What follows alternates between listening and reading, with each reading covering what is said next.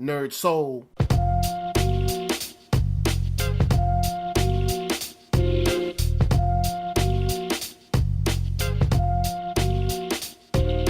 Late Ill Kid at One Youngster, holding down, bringing that street geek and nerd soul. And what is up, my people? That's right, we're right here, Nerd Soul on screen. And this week, we're talking about Star Wars all week long. And with that movie and TV news, there's really not much to talk about except a little movie called Rogue One. So let's go on and get into it, shall we? That's right, Rogue One came out, world premiere Saturday night. People are loving it, but let's talk about the red carpet event first. The cool thing is that we got to see people like Kevin Smith, Terry Crews, the story group. Big shout out to Rey Roberts. It was just so wonderful seeing her. A shorty with locks up there representing like the creative story group. We got to see Dave Filoni. We got to see Kathleen Kennedy talking about how she hasn't really had a chance to really celebrate because now they have so much work to do and they're doing an awesome job just bringing us dope content to watch. But it's cool to see even someone like the production side and all these tidbits of like, just putting the story together, crafting the elements, picking the places where to film, and set locations, things like that. But one of the coolest things that I thought is we got to see Lawrence Kasdan himself saying that he was glad to just come here and be a fan with the rest of us because this is one of the first films where he's like, I have no pressure. There's no pressure on me. All I have to do is come here, watch it, and enjoy it. And I'm glad that he got a chance to just enjoy it. He got a chance to, just see a Star Wars film where, it didn't ride on his shoulders and he just got to really just see it how we see it. Hopefully. And we got a chance to see Frank Oz. We got a chance to see Mr. C-3PO himself. And it was just really cool to see all of these people coming together in celebration and a lot of cool clips in between each segment showing like a little bit more of the film that we haven't seen yet. Nothing that really gives anything away, but just rounding out the clips and the spots that we see in the trailers and the TV spots. And it was really cool to kind of see a fuller look at some of those scenes and sequences.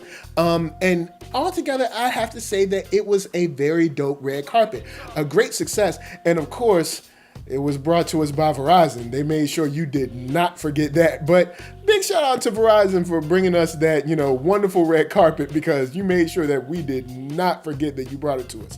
So next up, we're going to talk about, that's right, the fan reaction. Or in this case, the red carpet or the premiere reaction. A lot of people are saying that they're loving the film, that it's exactly what they expected. It's more than what they bargained for. And it just bodes well for the film. What it really bodes well, in my opinion, is for the box office. Now, if you saw me on Jedi Alliance just last night, 2 nights ago on Sunday, you'll see and hear that I said that they're going to have an opening weekend of $232 million. It might be higher, but for some reason, 232 just rolls off the tongue for me. But these early reactions really bode well for that Thursday night. That Thursday night is going to be crazy. If you're a Star Wars fan and you're not in that theater on Thursday night, I know it's got to be eating you alive because we've been waiting so long and it's here. It's finally here.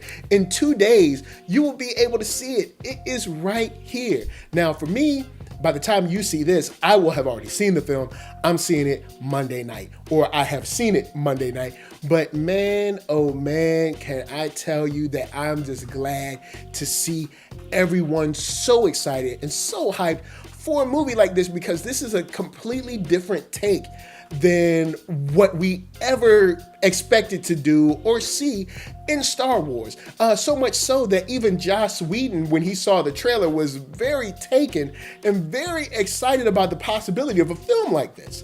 Now, of course, I know there's those people out there, the detractors that might say, well, it's just a prequel like any other, but this film is like no other. So I'd say if you got the chance, you got the money, you need to get yourself a ticket. So, on the other hand, let's go on and talk about the TV news. Now, there has been a couple of I guess, rumblings about the continual process or continual idea of a Netflix series. And that has been continually going on with the idea that Disney might be buying Netflix. Now, of course, there was an idea a long time ago about an HBO series that would be 100 episodes long and would connect, I believe, episode 3 and 4. But now we have the animated series of Star Wars Rebels, so I don't know if we would be connecting that again. And that was also George Lucas's idea, so they might not be keeping that. But the idea of a television series, especially with Disney so close to possibly buying Netflix, we'll just have to sit back and see. But I would love to see a series set on just Knights of the Old Republic, man. I think you need to go there. We all need to go there. That would be great. I think, yeah, that's where we go. That'll do. So next up, we're gonna talk about, that's right, your girl Daisy Ridley said that when she watched the film and other people watched the film, she figured that it was pretty much a slam dunk on who her parents were. Now, I always thought her parents or her lineage was Kenobi. I always thought she was like a grandniece or a granddaughter or, something like that. But I always thought she was a Kenobi. Now, it seems like this could even be more possible now because, of course, people are finally going back and saying, well, she did only hear Obi-Wan's voice. I'm like, dude, I said that when I saw it in the theater, man. But anyway, we're not going to go there. I was right. I try to tell the folks, they don't be listening, but check it. I think it would really be dope for her to be a Kenobi because that would just increase the amount of care that Luke would take with her. You know what I'm saying? I think he would have a feeling of kind of like, not ownership, but like just a feeling of, he has to guard this. This is something, she represents something close, something near and dear, something sacred. And it would really help describe their relationship a lot. Now, there's a lot of people out there that are floating this theory that she could not only be Obi-Wan's granddaughter, but also Luke's daughter. And the way they're saying this is that Obi-Wan and Satine had Sabine, and then Sabine and Luke had Rey. Now, I don't know if that's possible. That's a lot of galaxy traveling, but it could happen. And with the most recent episode of Rebels, maybe. And I don't think I'd be mad at it either. Now, of course, you'd have to do a lot of explaining, but I mean, I wouldn't be mad. And, Sabine is, for an animated character, she's pretty. Luke could, definitely holler at her. So anyway, he'd probably put the Jedi moves down on her. It's real smooth like that. So anyway, you guys tell me what you thought of the premiere of Rey and her daddy, or her mama, and also what you think about the possible animated, or not animated, but the live action television series that hopefully we're going to get for something in Star Wars. So anyway, before I get out of here, I got to tell y'all, don't forget to hit up thatnerdsoul.com. Check out all of my videos from the oldest to the latest. Everything I do for myself, Utah Nation, AfterBuzz, Popcorn Talk, Jedi Alliance, it is all there. And then you can check out, that's right, shop.thatnerdsoul.com. Pick yourself up a t-shirt, player, and then maybe a little onesie for the babies.